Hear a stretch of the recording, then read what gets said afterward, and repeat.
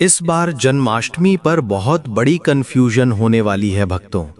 कई जगह लिखा है कि जन्माष्टमी 15 अगस्त को मनाई जाएगी और कई लोग कह रहे हैं कि 16 अगस्त को जन्माष्टमी का महापर्व मनाया जाएगा। तो भक्तों, हम आपको सही और सटीक जानकारी इस वीडियो में बताएंगे। भक्तों, चाहिए बारी बारी से सभी जानकारी जान लेते हैं। जय श्री कृष्ण, राधे राधे। नमस्कार माताएं एवं बहनों, लड्डू गोपाल की कृपा हमेशा ही आप पर एवं आपके परिवार पर बनी रहे। माताएं एवं बहनों, आज की वीडियो बेहद ही खास और ज्ञानवर्धक होने वाली है, क्योंकि आप सभी को हम बता दें कि जन्माष्टमी के दिन कुछ ऐसे शुभ योगों का निर्माण होने जा रहा है। अगर आप अपने जीवन में सुख समृद्धि पाना चाहते हैं, आप अपनी हर एक मनोकामना पूरी करना चाहते हैं, तो आपको हम बता दें कि अगर आप लड्डू गोपाल यानी कि श्री कृष्ण की कुछ ऐसी वस्तुएं, अगर आप कुछ ऐसी चीजें जिन्हें आप अगर जन्माष्टमी के दिन या फिर जन्माष्टमी से एक दिन पहले अपने घर ले आते हैं, तो मान के चलिए आपके भाग्य के तारे निराले हो जाएंगे। आप अपने जीवन में जो भी परेशानी से जूझ रहे हैं वो हमेशा के लिए समाप्त हो जाएगी। माताएं एवं बहनों, आप सभी को हम बता दें कि अगर आप इन चीज़ों को अपने घर पर ले आते हैं और पूरी पूजा विधि के साथ इन्हें अपने घर पर रख लेते हैं, तो मान के चलिए आपको वो लाभ देखने को मिलेगा जो आपने कभी नहीं देखा होगा। इसीलिए माताएं बहनों से हाथ जोड़कर निवेदन है कि हमारे चैनल की इस वीडियो को आप पूरा जरूर देख लें, क्योंकि हम आपको बता दें कि कुछ ऐसे शुभ संयोग का निर्माण होने जा रहा है कि इस जन्माष्टमी बहुत ही पावन और चमत्कारी होने वाली है। इसीलिए माताएं एवं बहनों, पहले हम आपको बता देते हैं कि जन्माष्टमी किस तारीख को मनाई जाएगी और कौन से शुभ संयोग इस दिन निर्माण हो रहे हैं, जिससे कि हर एक माता बहन को बहुत ही शुभ और मंगलकारी लाभ प्राप्त होने वाला है। इसीलिए अगर आप लड्डू गोपाल की कृपा पाना चाहते हैं तो इस वीडियो को सच्चे दिल से लड्डू गोपाल जी के लिए एक लाइक जरूर कर दीजिए। चलिए पहले ये जान लेते हैं कि कौन से शुभ संयोग का निर्माण हो रहा है जो बहुत ही शुभ और मंगलकारी इस जन्माष्टमी पर माना जा रहा है। उसके बाद हम जानेंगे कि आखिर वो कौन सी वस्तुएं हैं जिन्हें अगर आप जन्माष्टमी के दिन अपने घर ले आते हैं तो आपकी हर एक मनोकामना एक दिन में ही यानी कि 24 घंटे के अंदर पूरी हो जाएगी, एवं आपके घर में अगर धन की कमी है या फिर कोई भी समस्या हो वो एक दिन में ही समाप्त हो जाएगी। चलिए सभी बातों को हम बारी बारी से जान लेते हैं। जन्माष्टमी पर अब की बार जयंती सहित रोहिणी योग रहेगा। जाने कृष्ण जन्माष्टमी पूजन का शुभ मुहूर्त। जन्माष्टमी का पर्व इस बार 15 या 16 अगस्त को कब है? जन्माष्टमी जानिए तिथि, पूजा का शुभ मुहूर्त और धार्मिक महत्व। वैदिक पंचांग के अनुसार हर साल भाद्रपद माह के कृष्ण पक्ष की अष्टमी तिथि पर जगत के पालनहार भगवान श्री कृष्ण का अवतरण दिवस मनाया जाता है। हिंदू धर्म में कृष्ण जन्माष्टमी का विशेष महत्व है। पंचांग के मुताबिक हर साल श्री कृष्ण जन्माष्टमी भादो मास के कृष्ण पक्ष की अष्टमी तिथि को मनाए जाने का विधान है। इस दिन भगवान श्री कृष्ण का जन्मोत्सव होता है। आपको बता दें कि भगवान श्री कृष्ण के जन्म के समय अष्टमी तिथि, रोहिणी नक्षत्र, लग्न वृषभ राशि और बुधवार का दिन था। वहीं भगवान का जन्म मध्य रात्रि को हुआ था। इस दिन श्री कृष्ण के बाल स्वरूप लड्डू गोपाल के रूप में उनकी मूर्ति का पूजन करना शुभ होता है। इस साल जन्माष्टमी का पर्व 16 अगस्त को मनाया जाएगा। साथ ही इस दिन सर्वार्थ सिद्धि और अमृत सिद्धि योग बन रहा है, जिससे इस दिन का महत्व और भी बढ़ गया है। आइए जानते हैं तिथि और शुभ मुहूर्त। कृष्ण जन्माष्टमी तिथि पंचांग के मुताबिक 15 अगस्त को देर रात 11:48 पर भाद्रपद माह के कृष्ण पक्ष की अष्टमी तिथि आरंभ होगी। वहीं 16 अगस्त को रात 9:35 पर अष्टमी तिथि का अंत होगा। भगवान कृष्ण का जन्म मध्य रात्रि में हुआ है, इसके लिए भगवान कृष्ण का जन्मोत्सव मध्य रात्रि में मनाया जाता है। कृष्ण जन्माष्टमी शुभ मुहूर्त 2025 जन्माष्टमी पर शुभ मुहूर्त 16 अगस्त को रात्रि 12:05 से लेकर 12:45 तक रहेगा। आपको बता दें कि जन्माष्टमी की रात्रि में भगवान श्री कृष्ण की विधि विधान पूर्वक पूजा अर्चना की जाती है। जयंती योग का शुभ संयोग। इस दिन चंद्रमा वृषभ राशि में होंगे, जैसा कि भगवान कृष्ण के जन्म के समय संयोग बना था। दरअसल उस दिन भी चंद्रमा वृषभ राशि में ही थे। जिस रात में अष्टमी तिथि मध्यकाल में होती है, उसी दिन जन्माष्टमी का पर्व मनाया जाता है। इस दिन रोहिणी नक्षत्र और चंद्रमा का वृषभ राशि में होना बेहद ही शुभ फलदायी रहेगा। साथ में अगर जन्माष्टमी पर सोमवार या बुधवार हो जाए तो ये बहुत ही दुर्लभ संयोग बनाता है। बुधवार और सोमवार को जन्माष्टमी होने पर जयंती योग का शुभ संयोग बनता है, जिसे जयंती योग भी कहते हैं। दरअसल जिस दिन भगवान कृष्ण का जन्म हुआ था उस दिन बुधवार था और उससे 6 दिन बाद यानी सोमवार को भगवान कृष्ण का नामकरण आदि कार्य किए गए थे। इसीलिए जन्माष्टमी सोमवार या बुधवार में होना बेहद शुभ मानी जाती है। माताएं एवं बहनों, आप सभी को हम बता दें कि कुछ ऐसी गलतियां हैं जो आपको जन्माष्टमी के दिन भूल कर भी नहीं करनी चाहिए। ये जानना आपके लिए बेहद ही जरूरी और खास है, क्योंकि अगर आप जन्माष्टमी का व्रत रखती हैं तो ऐसी गलतियां भूल कर भी नहीं करनी चाहिए। इसके बाद हम जानेंगे कि आपको जन्माष्टमी के दिन कौन सी चीज अपने घर पर जरूर ले आनी चाहिए। पर इससे पहले हम आपको ये भी बता देते हैं कि ऐसी कौन सी गलतियां हैं जो जन्माष्टमी के दिन किसी भी माता बहन को भूल कर भी नहीं करनी चाहिए, नहीं तो घर में पाप लगता है और इससे आपके परिवार को बहुत ज्यादा कष्टकारी दुख का सामना करना पड़ सकता है। इसीलिए आप वीडियो को पूरा ही देखें। चलिए जान लेते हैं वो कौन से काम हैं जो हमें भूल कर भी नहीं करने चाहिए। कृष्ण जन्माष्टमी का दिन बहुत शुभ होता है और मान्यता है कि इस दिन भक्तों की सारी मनोकामनाएं पूरी होती हैं। हालांकि इस दिन कुछ खास बातों का भी ध्यान रखना जरूरी होता है।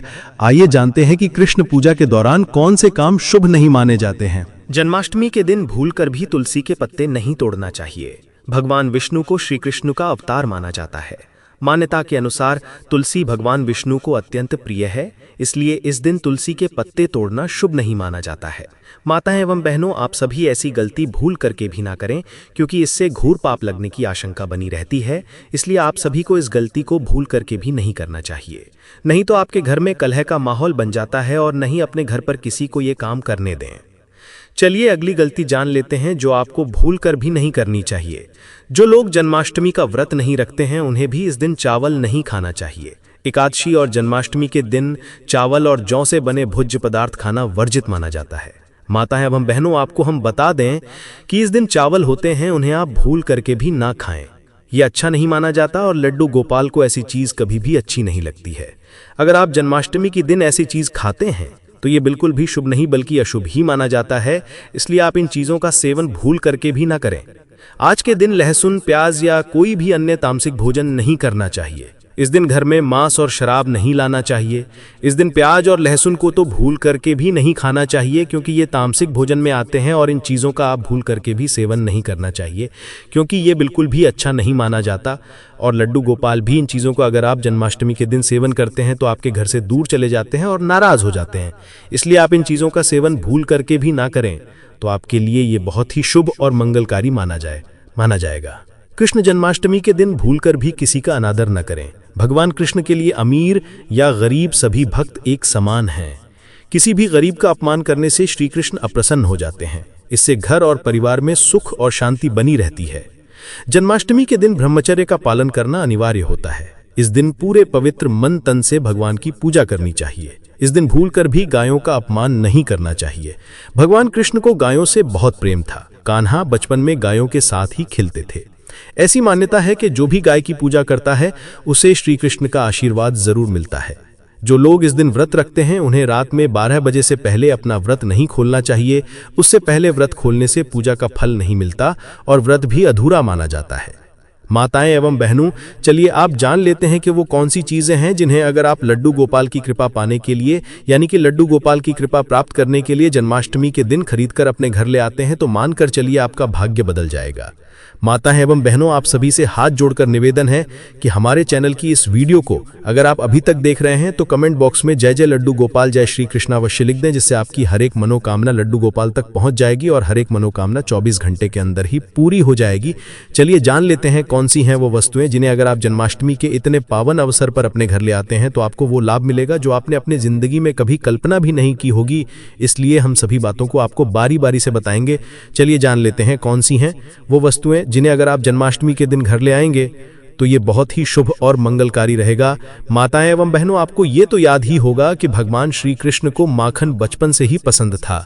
श्री कृष्ण घरों से माखन चुराकर खाते थे, इसलिए उन्हें माखन चोर भी कहा जाता है। जन्माष्टमी के दिन अगर माखन में तुलसी डालकर भगवान श्री कृष्ण को अर्पित करते हैं तो सारी मनोकामनाएं पूर्ण होंगी। बांसुरी, जब भी आप भगवान श्री कृष्ण का चित्र देखते हैं तो उसमें बांसुरी अवश्य होती है। भगवान श्री कृष्ण को बांसुरी अति प्रिय है। बांसुरी प्रेम के कारण उन्हें बंसीधर के नाम से भी जाना जाता है। जन्माष्टमी के दिन आप चांदी या लकड़ी की बांसुरी खरीदकर भगवान श्री कृष्ण को अर्पित करें। पूजा समाप्त होने के बाद उसे तिजोरी में रख दें, इससे घर की आर्थिक समस्या दूर होती है। गाय बछड़े की मूर्ति, ज्योतिष शास्त्र के अनुसार गाय में कई देवी देवताओं का वास होता है। अगर आप घर की बनी पहली रोटी गाय को खिलाते हैं तो सारे ग्रह दोष समाप्त हो जाते हैं। भगवान श्री कृष्ण को गाय से बेहद लगाव था। गाय के दूध से बना घी और मट्ठन वे खाते थे, इसलिए जन्माष्टमी के दिन गाय बछड़े की मूर्ति को घर के मंदिर या मकान के ईशान कोण में रखने से सुख समृद्धि की प्राप्ति होती है। झूला, श्री कृष्ण के लड्डू गोपाल स्वरूप को हमेशा झूले में स्थापित किया जाता है, इसलिए लड्डू गोपाल पर झूला अत्यंत पसंद है। जन्माष्टमी के दिन झूला खरीदकर लड्डू गोपाल को उसमें स्थापित करें। घर में सुख शांति बनी रहेगी। पीले फूल, भगवान कृष्ण को पीले फूल बहुत प्रिय होते हैं, इसलिए घर में पीले फूल लाना चाहिए। पीले फूल सुख और समृद्धि का प्रतीक होते हैं।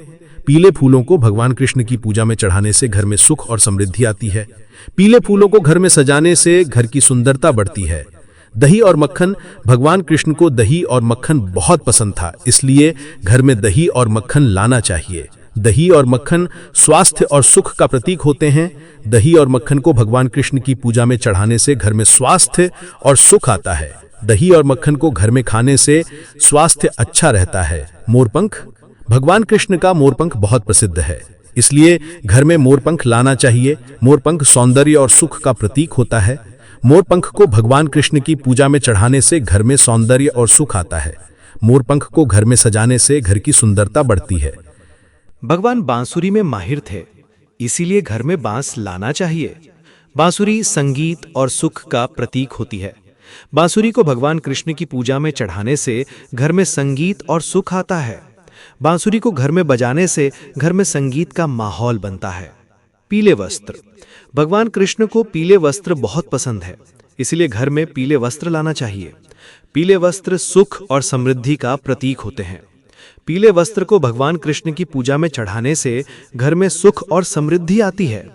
पीले वस्त्र को घर में पहनने से घर की सुंदरता बढ़ती है। फूलों की माला, भगवान कृष्ण को फूलों की माला बहुत पसंद थी, इसीलिए घर में फूलों की माला लानी चाहिए। फूलों की माला सुख और सौंदर्य का प्रतीक होती है। फूलों की माला को भगवान कृष्ण की पूजा में चढ़ाने से घर में सुख और सौंदर्य आता है। फूलों की माला को घर में सजाने से घर की सुंदरता बढ़ती है। धार्मिक पुस्तकें, भगवान कृष्ण के बारे में धार्मिक पुस्तकें घर में लानी चाहिए, जैसे कि भगवद गीता और श्रीमद् भागवत। धार्मिक पुस्तकें ज्ञान और सुख का प्रतीक होती हैं। धार्मिक पुस्तकों को घर में पढ़ने से घर में ज्ञान और सुख आता है। पूजा की थाली, पूजा की थाली घर में लानी चाहिए जिसमें भगवान कृष्ण की पूजा की जा सके। पूजा की थाली सुख और समृद्धि का प्रतीक होती है। पूजा की थाली को घर में सजाने से घर की सुंदरता बढ़ती है। दीपक, दीपक घर में लाना चाहिए जो भगवान कृष्ण की पूजा में उपयोग किया जा सके। दीपक सुख और सौंदर्य का प्रतीक होता है। दीपक को घर में जलाने से घर में सुख और सौंदर्य आता है। अगरबत्ती, अगरबत्ती घर में लानी चाहिए जो भगवान कृष्ण की पूजा में उपयोग की जा सके। अगरबत्ती सुख और सौंदर्य का प्रतीक होती है। अगरबत्ती को घर में जलाने से घर में सुख और सौंदर्य आता है। प्रसाद, प्रसाद घर में लाना चाहिए जो भगवान कृष्ण की पूजा में उपयोग किया जा सके। प्रसाद सुख और सौंदर्य का प्रतीक होता है। प्रसाद को घर में खाने से घर में सुख और सौंदर्य आता है।